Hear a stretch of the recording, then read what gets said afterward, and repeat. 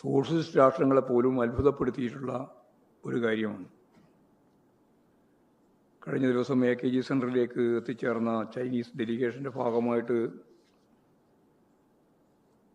അവർ ഞങ്ങളോട് ചോദിച്ച ഏറ്റവും പ്രധാനപ്പെട്ട ചോദ്യം, കൗതുകമുള്ള ചോദ്യം, മുതലാളിത്ത വ്യവസ്ഥ നിലനിൽക്കുന്ന കേരളത്തിൽ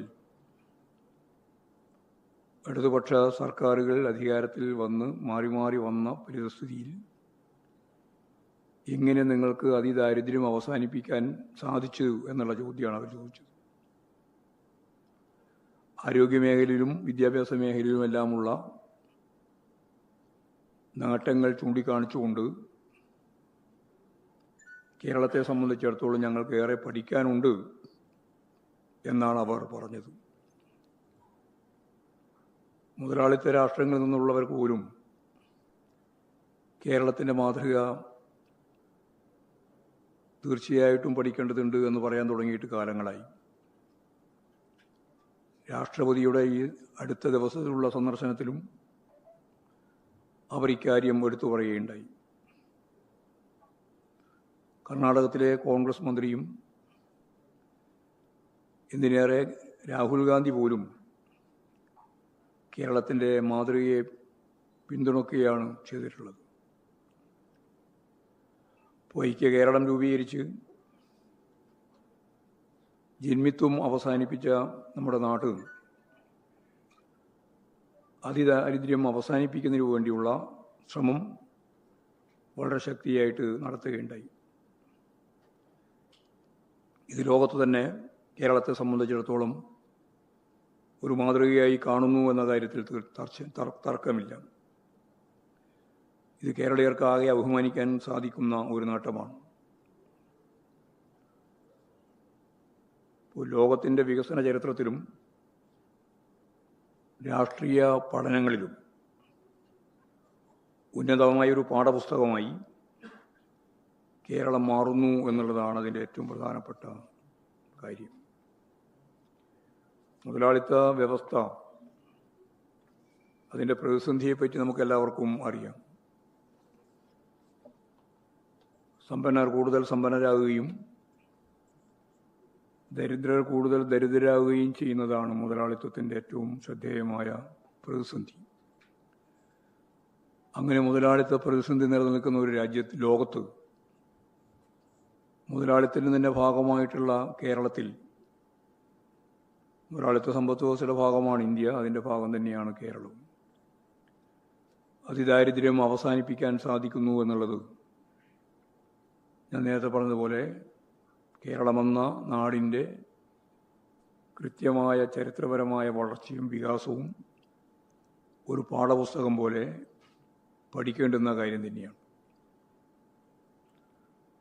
സ്വാഭാവികമായിട്ട് ഇത്തരത്തിലുള്ള ഒരു നിലപാട് സ്വീകരിച്ച് ഗവൺമെൻറ് മുന്നോട്ടേക്ക് പോയപ്പോൾ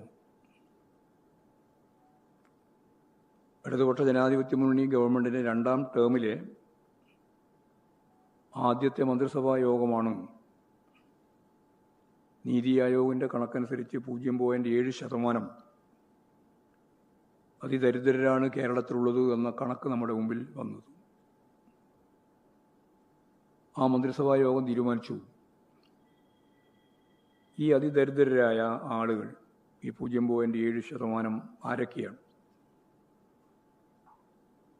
അന്ന് തദ്ദേശ സ്വയംഭരണ വകുപ്പ്, അതിന് തന്നെ ഭാഗമായിട്ടുള്ള കുടുംബശ്രീ സംവിധാനം ഉൾപ്പെടെ, അതുപോലെ തന്നെ തദ്ദേശ സ്വയംഭരണ സ്ഥാപനങ്ങളും എല്ലാം മുൻകൈയെടുത്ത് വളരെ വേഗം നമുക്ക് സർവേ പൂർത്തീകരിച്ച് 64,006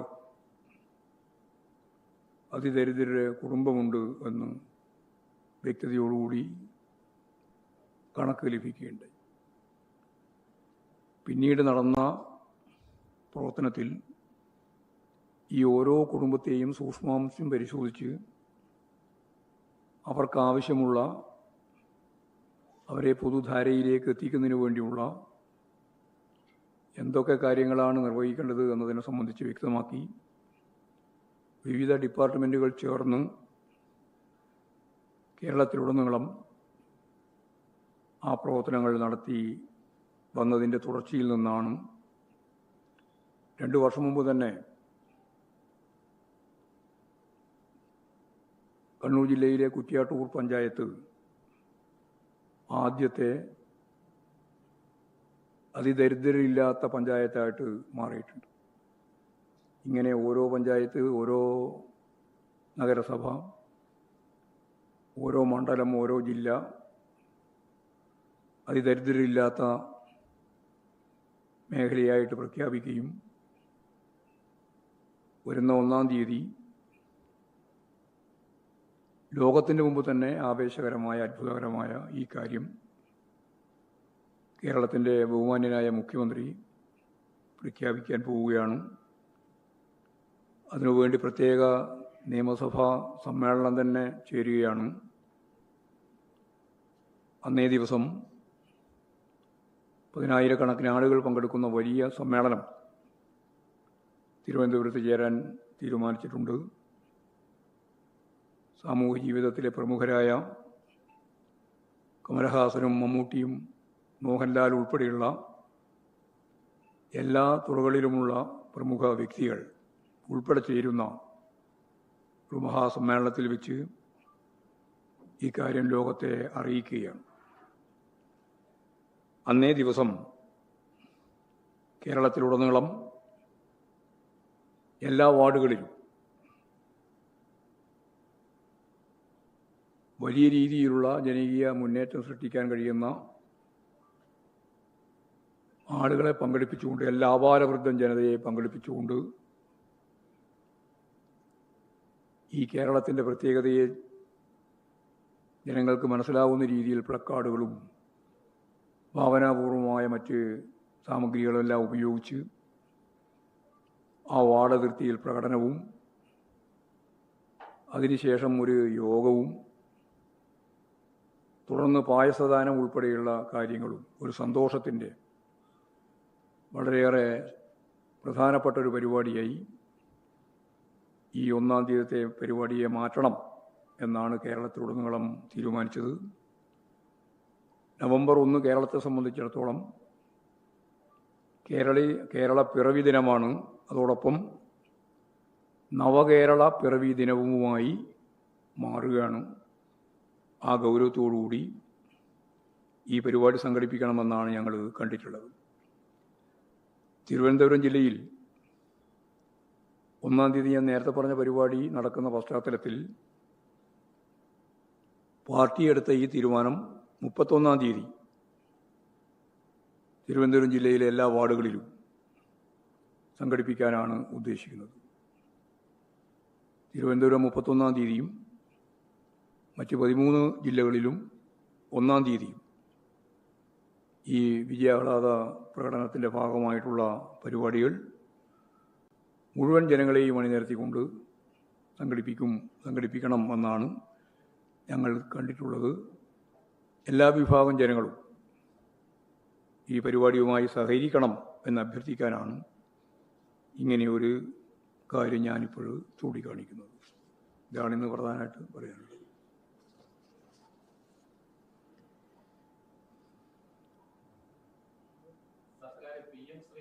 കേരള പിറവിയെ സംബന്ധിച്ച് നിങ്ങൾ പറയാൻ പോറ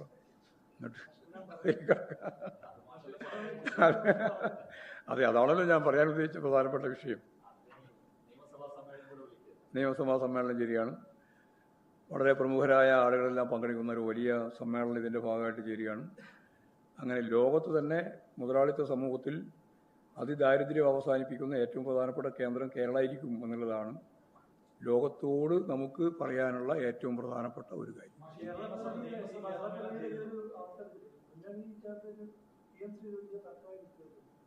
അതൊക്കെ പരിഹരിക്കാൻ സാധിക്കുന്ന കാര്യങ്ങളേ ഉള്ളൂ. നിങ്ങളിങ്ങനെ ഓരോരോ വാർത്ത സൃഷ്ടിക്കാൻ വേണ്ടി ഞാൻ എന്ത് CPI എന്ന് ചോദിച്ചു എന്ന് പറഞ്ഞിട്ടൊരു വലിയ വാർത്തകൾ കൊടുത്തില്ലേ? എന്തടിസ്ഥാനം? ഞാൻ പറയട്ടെ, എന്തടിസ്ഥാനം ഉണ്ടായിരുന്നത്? ഞാനൊരു പരിപാടിയിൽ മിനിസ്റ്ററോട് കൂടി പങ്കെടുക്കുകയാണ് തളിപ്പറമ്പിൽ. അവിടെ ഒരു വലിയ 10-23 കോടി രൂപയുടെ ഒരു പദ്ധതി, അതിൻ്റെ തറക്കല്ലിടൽ പരിപാടിയാണ്. അവിടെ കാര്യങ്ങളൊക്കെ അവതരിപ്പിച്ചു, വിശദീകരിച്ച് കഴിഞ്ഞതിന് ശേഷം മന്ത്രി ഇറങ്ങി, എനിക്കും വേറൊരു പരിപാടിയുണ്ട്, മന്ത്രിക്കും പരിപാടിയുണ്ട്. അങ്ങനെ ഇറങ്ങി പോകുമ്പോൾ പത്രക്കാർ അവിടെ നിൽക്കുന്നുണ്ട്. പത്രക്കാരെന്നോട് ചോദിച്ചു, നിങ്ങൾ എന്തെങ്കിലും പ്രതികരിക്കുന്നുണ്ട്? ഞാൻ പറഞ്ഞു, ഒന്നും പ്രതികരിക്കുന്നില്ല. ഒന്നും പ്രതികരിക്കുന്നില്ല എന്ന് പറഞ്ഞിട്ട് ഞാൻ അങ്ങോട്ട് നടന്നു. ഞാനങ്ങ് നടന്നു പോയിക്കൊണ്ട്, അത് അങ്ങനെയാണല്ലോ, നമ്മളെ ഈ മൈക്കെല്ലാം ഉണ്ടല്ലോ, മൈക്കെല്ലാം വെച്ചിട്ടാണല്ലോ തടയുന്നത്. അങ്ങനെ തടഞ്ഞ് നിർത്തിയപ്പോൾ ഞാനങ്ങോട്ട് മുമ്പോട്ടേക്ക് പോകുമ്പോൾ ഇങ്ങനെ പറഞ്ഞുകൊണ്ടിരിക്കുന്നുണ്ട് CPI എന്നല്ല. ഞാൻ പറയുന്നത് CPI. ഞാനങ്ങ് പോവുകയും ചെയ്തു. അതല്ലേ നിങ്ങളെ വാർത്തയാക്കിയത്? നിങ്ങളല്ല എങ്ങനെയാണ് മനുഷ്യനെ വിശ്വസിക്കാൻ പറ്റുക? എന്തെങ്കിലും പറയാൻ മിണ്ടാൻ പറ്റുമോ? ഞാൻ പ്രതികരിക്കുന്നില്ല എന്ന് പറഞ്ഞിട്ട് നേരെ മുമ്പോട്ടേക്ക് പോവുകയാണ്. അപ്പോഴും മൈക്കും കൊണ്ട് എൻ്റെ ഒപ്പം തന്നെ വരുമ്പോൾ ചില ആളിങ്ങനെ ചോദിക്കുകയാണ്, CPI. ഞാൻ പറഞ്ഞു, എന്ത് CPI? ഞാനങ്ങോട്ട് വിട്ടു. അപ്പോൾ അത് എന്ത് CPI? അത് ടൂൺ അങ്ങോട്ട് മാറിയല്ലോ. എന്ത് CPI, ഏത് CPI എന്ന് ചോദിച്ചു എന്നൊക്കെ പറഞ്ഞിട്ടൊരു വാർത്ത കൊടുക്കുക. എന്ത് അസംബന്ധവും പറയാൻ യാതൊരു മടിയുമില്ലാത്ത, ഞാൻ പിന്നെ വെറുതെ പറയുന്നില്ല.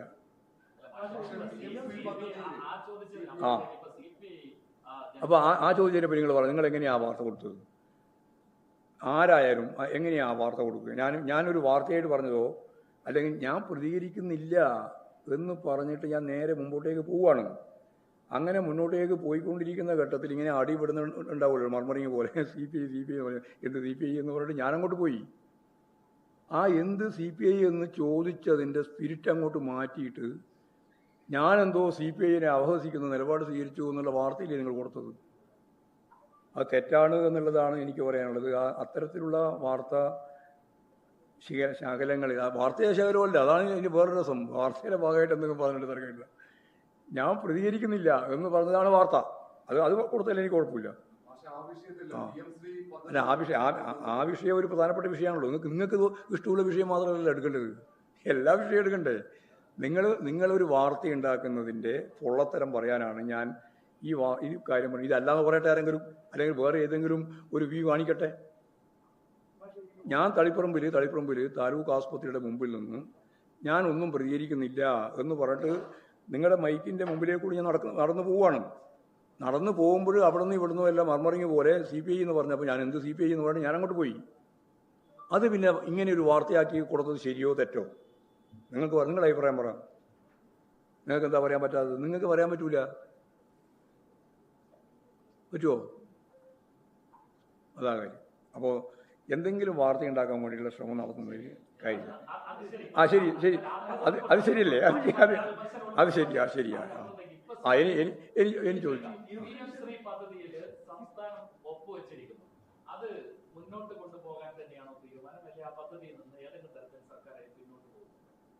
അല്ല, ഇപ്പോഴും ഉയർന്നു വന്ന വിമർശനത്തിൻ്റെ പശ്ചാത്തലത്തിലാണല്ലോ ഈ വിശദീകരണങ്ങളെല്ലാം ചോദിക്കുന്നത്.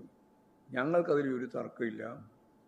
ഞങ്ങൾ PM ശ്രീ ഉൾപ്പെടെയുള്ള കേന്ദ്ര ഗവൺമെൻറ് കേരളത്തിന് നൽകേണ്ടുന്ന, അല്ലെങ്കിൽ സംസ്ഥാനങ്ങൾക്ക് നൽകേണ്ടുന്ന പദ്ധതിയുടേതായാലും പ്രൊജക്റ്റിൻ്റെതായാലും ആ പണം കേരളത്തിന് ലഭിക്കേണ്ട കാര്യത്തിൽ യാതൊരു സംശയവും ആർക്കും ഉണ്ടാവില്ല. ഞങ്ങൾക്ക് കിട്ടേണ്ടതാണ്.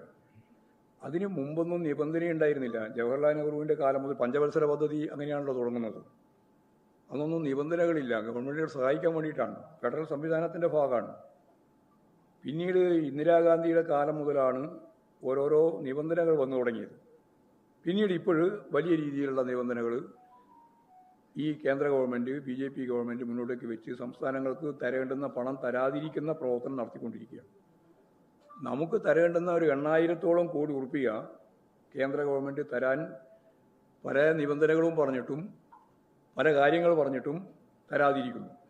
2 ലക്ഷം കോടി ഉറുപ്പിക കഴിഞ്ഞ കാലത്ത് തരേണ്ട പണം നമുക്ക് തന്നില്ല എന്നുള്ളത് വേറെ കാര്യമാണ്, അത് പറയുന്നുണ്ട്. അതിന് പുറമെ സെൻട്രൽ ഗവൺമെൻറ്റിൻ്റെ സ്കീമിൻ്റെ ഭാഗമായി 60% അവരും 40% കേരളവും നൽകേണ്ടുന്ന പണത്തിൻ്റെ ഒരു വലിയ ഭാഗം പണം, അതായത് 8,000 കോടി ഉറുപ്പിക.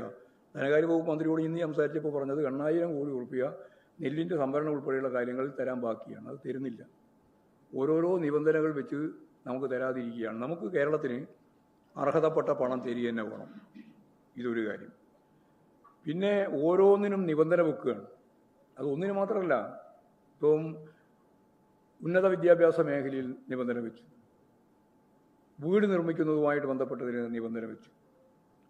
ഇപ്പോൾ PM ശ്രീ എന്ന് പറയുന്ന ഈ വിദ്യാഭ്യാസ മേഖലയിലുള്ള വളരെ പ്രധാനപ്പെട്ട ഒരു മേഖലയിൽ നിബന്ധന വെച്ചു.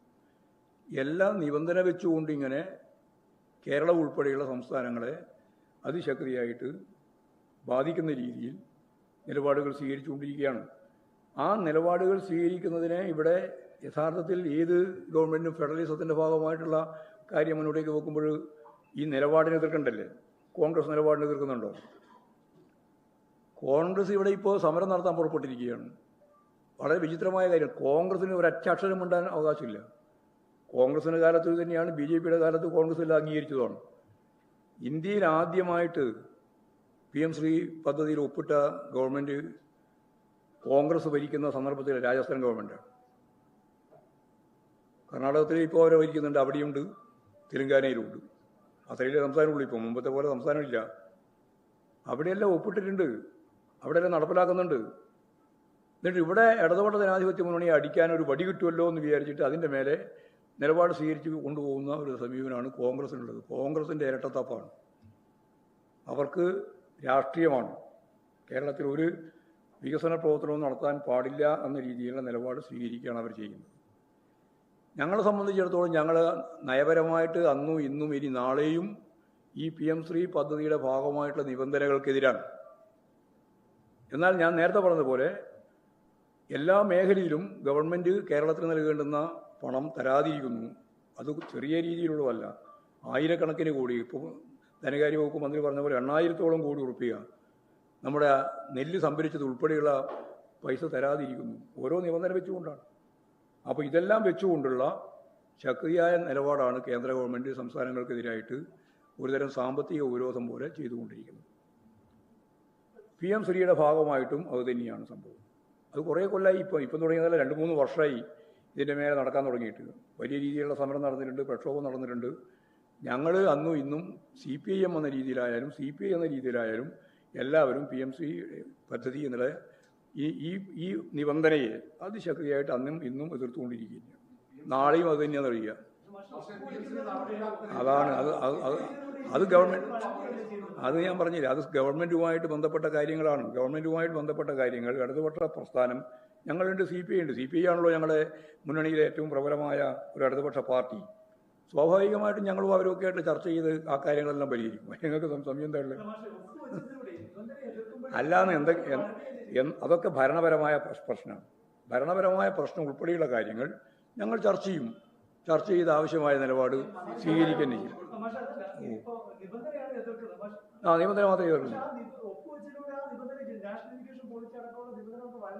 അല്ല, അത് ഒരു ഭാഗം. അതല്ലാതെ ഒരുപാട് ഭാഗമുണ്ടല്ലോ. വിദ്യാഭ്യാസ മേഖലയിൽ നടപ്പിലാക്കേണ്ടുന്ന ഒരുപാട് പണം ഇതിൻ്റെ പേരിൽ തടഞ്ഞു വെക്കുകയാണ്. ഈ NEPയുടെ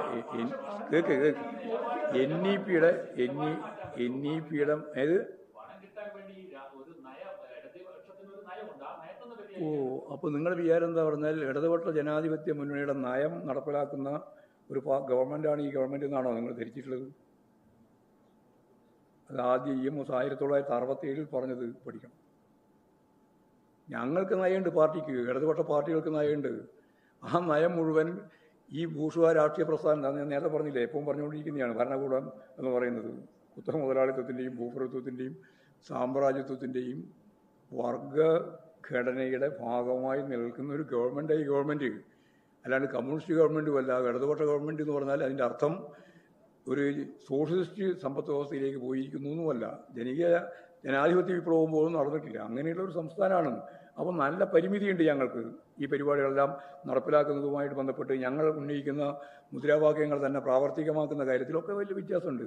ഒരുപാട് കാര്യങ്ങൾ ഭരണപരമായിട്ട് നോക്കുമ്പോൾ സാധിക്കുന്ന കാര്യമല്ല ഞങ്ങൾ ഉയർന്ന മുദ്രാവാക്യം പോലും.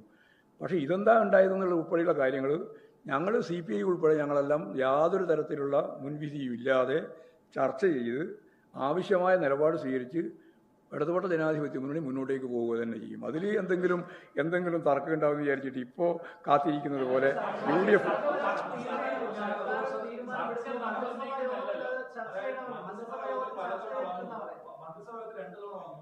ചർച്ച ഉണ്ടായില്ല. പിന്നീട് ചർച്ച ചെയ്ത ശേഷം തീരുമാനിക്കാൻ പറഞ്ഞു. പിന്നീട് കഴിഞ്ഞ മന്ത്രിസഭാ യോഗത്തിൽ ഇത് പറഞ്ഞപ്പോൾ അല്ല, മുഖ്യമന്ത്രിയൊക്കെ വരട്ടെ. നമുക്ക് ഇടതുപക്ഷ ജനാധിപത്യ മുന്നണി എന്ന് പറയുന്നത് ഇപ്പം തുടങ്ങിയതൊന്നുമല്ലല്ലോ. എല്ലാ വശങ്ങളെ സംബന്ധിച്ചും ആവശ്യമായ ചർച്ച നടത്തി നിങ്ങൾ ഈ പറയുന്ന പ്രശ്നങ്ങളെല്ലാം ഞങ്ങൾ പരിഹരിക്കും.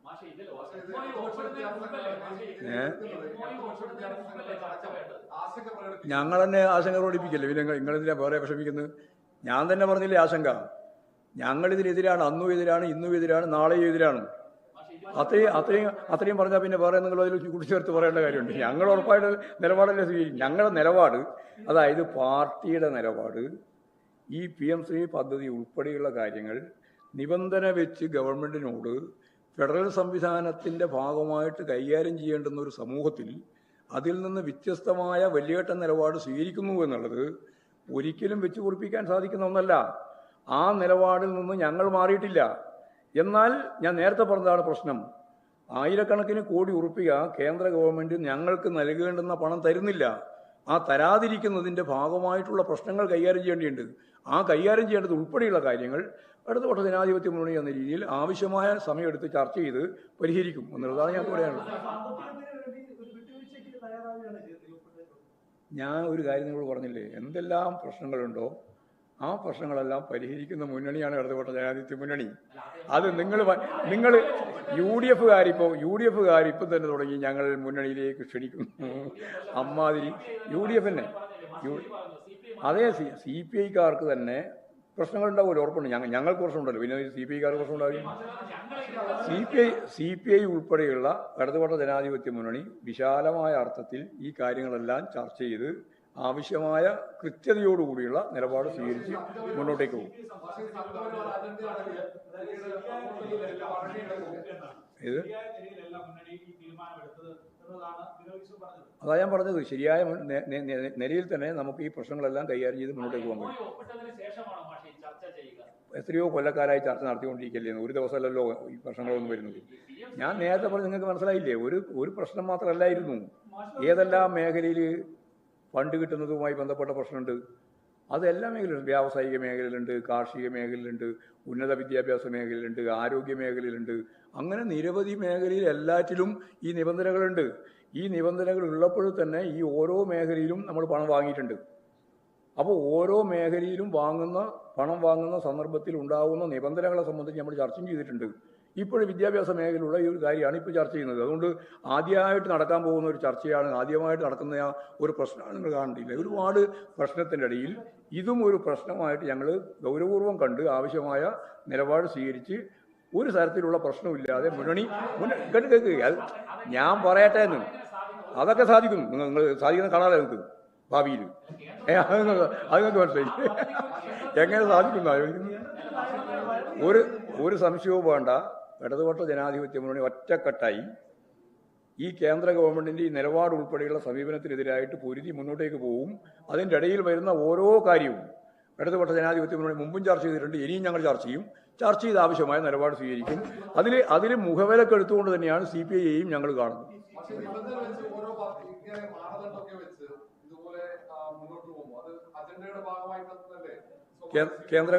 കേന്ദ്രത്തിന്റെ എങ്ങനെ പ്രതിരോധിക്കാനാണ്? പണം കിട്ടാനുള്ള പ്രതിരോധം പറഞ്ഞാൽ നമുക്ക് നോക്കാം. പറഞ്ഞു തന്നാൽ നമുക്ക് ആ മാർഗം സ്വീകരിക്കാം. നിങ്ങൾ ഈ വഴങ്ങുക എന്ന് പറയുന്നതിന് അർത്ഥം എന്താ? കേന്ദ്ര ഗവൺമെന്റ് ഞങ്ങളെ പണമല്ലേ, രാജ്യത്തിലെ ജനങ്ങളുടെ പണമല്ലേ? ഞങ്ങൾ അവിടുന്ന് അച്ചടിച്ചുണ്ടാക്കിയ പണം എന്ന് പറയുന്നത് നരേന്ദ്രമോദിൻ്റെയോ അതുപോലെ തന്നെ BJP-കാരൻ്റെയോ ഏതെങ്കിലും മേഖലയിൽ നിന്ന് കൊണ്ടുവന്നെയാണോ? അത് ഈ രാജ്യത്തിൻ്റെ പണമാണ്. ആ പണത്തിൻ്റെ അർഹതപ്പെട്ട ഓഹരി നമുക്ക് തരികന്നെ വേണം. ആ തരാതിരിക്കുന്നതിൻ്റെ ഭാഗമായിട്ട് ഇത്തരം തെറ്റായ നിലപാടുകൾ സ്വീകരിക്കുമ്പോൾ അതിനെപ്പറ്റി ഒരു അക്ഷരം പറയാൻ ഈ കേരളത്തിലെ പ്രതിപക്ഷത്തിന് സാധിക്കുന്നില്ല, പ്രത്യേകിച്ച് കോൺഗ്രസിന്. കോൺഗ്രസ്സാണ് ഇതിനെല്ലാം ഒപ്പിട്ട് നേരത്തെ എല്ലാ രീതിയിലും ഒപ്പ് നിൽക്കുകയും ചെയ്യാണ്. എന്നിട്ട് ഇവിടെ വന്നിട്ട് ഇപ്പോൾ ആളുകളെ പറ്റിക്കാൻ വേണ്ടി ഓരോ പറഞ്ഞുകൊണ്ടിരിക്കുക.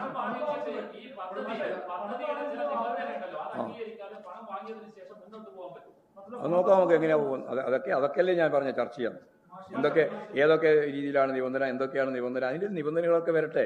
അതെല്ലാം കൂടി നിങ്ങളിപ്പോൾ ആരും ഈ നിബന്ധനയും കാര്യമൊന്നും പഠിച്ചിട്ടൊന്നുമില്ല, ആരും പഠിക്കാണ്ടായി പറഞ്ഞുകൊണ്ടിരിക്കുന്നത്. അപ്പോൾ നിബന്ധനകളെ സംബന്ധിച്ചെല്ലാം ഉള്ള കാര്യങ്ങൾ വെച്ച് ഏതിനൊക്കെയാണ് നിബന്ധനയുള്ളത്, ഏതൊക്കെ സ്കൂളിനെയാണ് ബാധിക്കുക, എത്ര സ്കൂളിനെയാണ് ബാധിക്കുക, അതുപോലെ തന്നെ നമുക്ക് തരേണ്ടുന്ന യൂണിഫോമിൻ്റെ പണം തരുന്നില്ല, ശമ്പളം കൊടുക്കാനുള്ള പണം കിട്ടുന്നില്ല, അങ്ങനെ നിരവധി 1502 കോടി റുപ്യ ഇപ്പോൾ തന്നെ കുടിശ്ശികയായി കിടക്കുകയാണ്. ഇനിയും ഒരുപാട് കോടി കുടിശ്ശികയായി കിടക്കുകയാണ്. ഗവൺമെൻറ്റാണ് പണം കൊടുത്തുകൊണ്ടിരിക്കുന്നത്. ഇപ്പോൾ കേരളത്തിലെ ഗവൺമെൻറ്റാണ് പണം കൊടുത്തുകൊണ്ടിരിക്കുന്നത്. ഇങ്ങനെയെല്ലാമുള്ള നിരവധി പ്രശ്നങ്ങളുണ്ട്. അതാ ഞാൻ പറഞ്ഞ എല്ലാ കാര്യങ്ങളും വിശദമായിട്ട് ചർച്ച നടത്തി ആവശ്യമായ നിലപാട് നമുക്ക് സ്വീകരിക്കാം.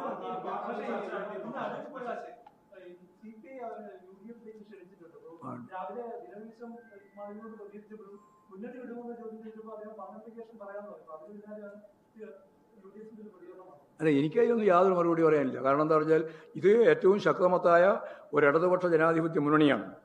ആ മുന്നണി നൈമിഷികമായ ഒരു രീതിയിൽ രൂപപ്പെട്ടതൊന്നുമല്ല, കൃത്യമായ രാഷ്ട്രീയ അടിത്തറയിലാണ്. ഞങ്ങൾ CPI കഴിഞ്ഞാൽ ഏറ്റവും പ്രധാനപ്പെട്ട മുന്നണിയിലെ പാർട്ടി എന്ന് പറയുന്നത് CPI ആണ്. ആ CPIയെ മുഖവിലക്ക് എടുത്തുകൊണ്ട് തന്നെയാണ് CPIM ഉൾപ്പെടെയുള്ള ഇടതുപക്ഷ ജനാധിപത്യ മുന്നണി ഒറ്റക്കെട്ടായിട്ട് മുന്നോട്ടേക്ക് പോകുമെന്ന് ഞാൻ പറഞ്ഞത്. അല്ല, അതുൾപ്പെടെ എല്ലാം പരിശോധിച്ച് ആവശ്യമായ നിലപാട് സ്വീകരിച്ചാൽ പോലെ.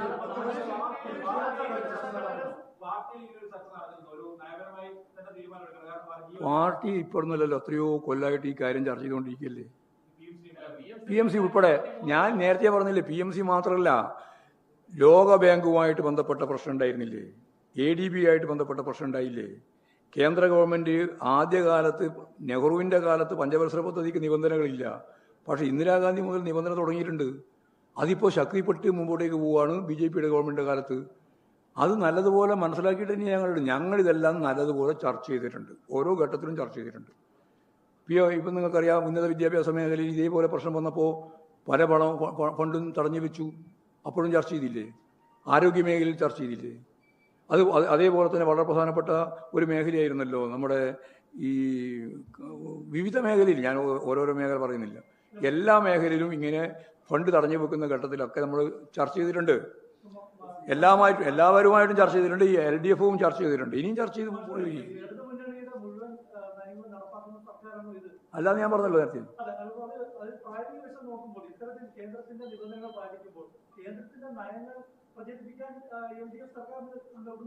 കേന്ദ്രത്തിന്റെ നയങ്ങളല്ല, കേന്ദ്ര സംസ്ഥാന ബന്ധം എന്ന് പറയുന്നത് ഫെഡറൽ സംവിധാനത്തെ അടിസ്ഥാനപ്പെടുത്തിയല്ലേ, അതല്ലേ.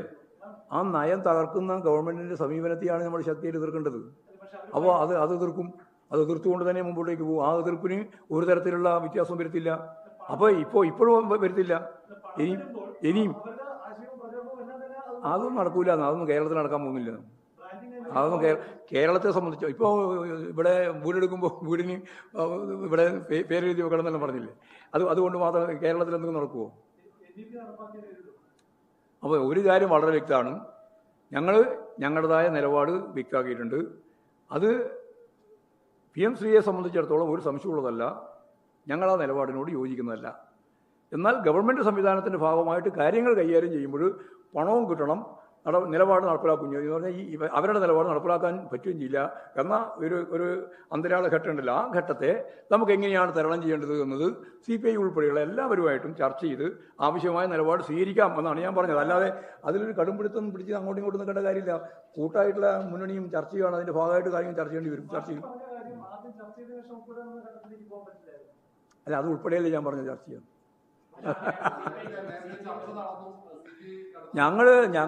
ഞങ്ങളൊക്കെ ആയിട്ട് എത്രയോ പ്രാവശ്യം ചർച്ച നടത്തിയിട്ടുണ്ടല്ലോ മുമ്പ് തന്നെ. ഇത് മാത്രമല്ല, ഞാൻ നേരത്തെ പറഞ്ഞില്ലേ, ലോകബാങ്കിൻ്റെ കാര്യത്തിൽ ചർച്ച ചെയ്തിട്ടുണ്ട്, അതുപോലെ തന്നെ ADBൻ്റെ കാര്യത്തിൽ ചർച്ച ചെയ്തിട്ടുണ്ട്, കേന്ദ്ര നിബന്ധനകളെ സംബന്ധിച്ചിടത്തോളം ചർച്ച ചെയ്തിട്ടുണ്ട്. ഓരോ നേരത്തെ എല്ലാം ഇപ്പോൾ തന്നെ ഇതിൻ്റെ എല്ലാം ഭാഗമായിട്ടല്ലേ വരുന്നത്. അതെ, അങ്ങനെയാണ് നിന്നത് ഇതുവരെ. അപ്പോൾ ഭരണപരമായ കാര്യങ്ങൾ എന്താണെന്നുള്ളത് മന്ത്രിയോട് കൂടി ചോദിച്ചാൽ കൃത്യമായിട്ട് നിങ്ങൾക്ക് മനസ്സിലാവും. ഞാനിതിലിപ്പോൾ ഒന്നിനെയും ഏതെങ്കിലും തരത്തിൽ നിഷേധിക്കാനോ ഏതെങ്കിലും തരത്തിൽ അംഗീകരിക്കാനോ അല്ല പുറപ്പെടുന്നത്. നമുക്ക് മുഖ്യമന്ത്രി ഉൾപ്പെടെ എല്ലാവരും വന്ന് ഇടതുപക്ഷ ജനാധിപത്യ മുന്നണി എന്ന രീതിയിൽ ഈ കാര്യങ്ങളെല്ലാം വിശദാംശങ്ങളാകെ ചർച്ച ചെയ്ത് കാര്യങ്ങൾ തീരുമാനിച്ച് മുമ്പോട്ടേക്ക് പോകാമെന്നാണ് പറഞ്ഞത്.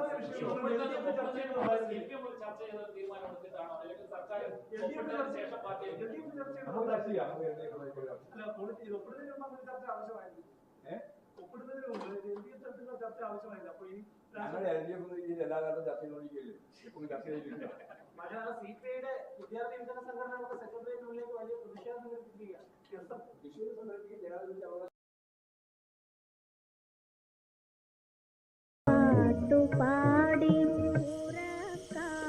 അമ്മേടെ യൂണിവേഴ്സിറ്റിന്ന് അഡ്മിറ്റ് കാർഡ് വന്നുട്ടോ. ആഹാ, അത് നന്നായല്ലോ. അപ്പോ ഈ വിസയും ടിക്കറ്റും ഒക്കെ വേഗം ശരിയാക്കേണ്ടി വരില്ലേ കണ്ണാ? വേണം. കാശ് എത്ര വേണ്ടി വരുടാ? ഒരു 4-5 ലക്ഷം എന്തായാലും വേണ്ടി വരും. എത്ര ദിവസം കിട്ടും നമുക്ക്? 20-25 ദിവസം. അമ്മ ഞാനെന്താ മറുപടി അയക്കണ്ടേ? നീ ഓക്കെ പറഞ്ഞു.